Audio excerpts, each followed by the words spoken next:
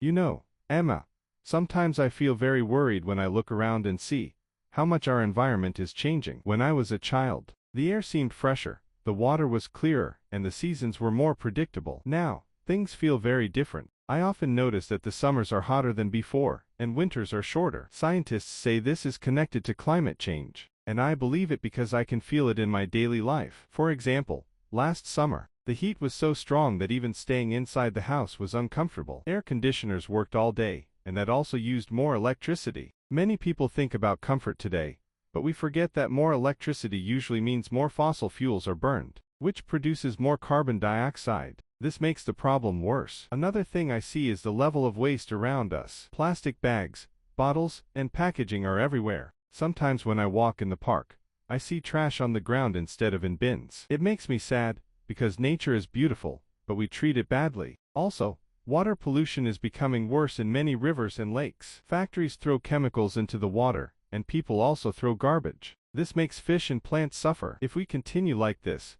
one day clean water might become very rare. The truth is, people don't always realize that protecting the environment is not only about nature, but also about our health. Dirty air makes people sick with asthma and other lung problems. Polluted water can cause dangerous diseases. Climate change brings storms, floods, and fires that destroy homes and cities. I think everyone should take small actions every day, like recycling, using less plastic, saving energy, and protecting trees. These small steps can help if millions of people do them together. But I also think governments and companies must take responsibility. Big industries produce the most pollution, and if they don't change, it will be hard for normal people to fix everything. That is why I feel we need strong laws, clean energy projects, and education for young people about the importance of nature. I sometimes wonder, will the next generation live in a world where they can enjoy fresh air, clean rivers, and safe food? Or will they face more heat, droughts, and disasters? I really hope we choose the first option, but time is running fast. We need to act now. John, I completely understand your feelings, and I share your worries. When I walk outside, I also notice how things have changed. For example, in our city, the traffic has become heavier, and the air often smells of smoke from cars. Sometimes I think about children breathing this air every day, and it makes me concerned for their future. Climate change is not just a theory anymore, it is something we can feel directly in our lives, like you said.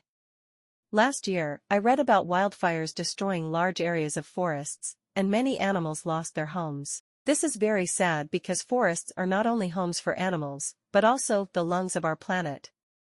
They produce oxygen and absorb carbon dioxide, but now we are cutting them down at a fast rate. About waste, you are right. I also see plastic everywhere. Sometimes people throw it after drinking water or juice, and it ends up in rivers. Later, this plastic goes into the ocean, and sea animals eat it, thinking it is food. Many turtles, fish, and birds die because of plastic. It is really terrible. I think people should understand that our habits have global effects. One small bottle we throw away can travel thousands of kilometers and kill an animal far away.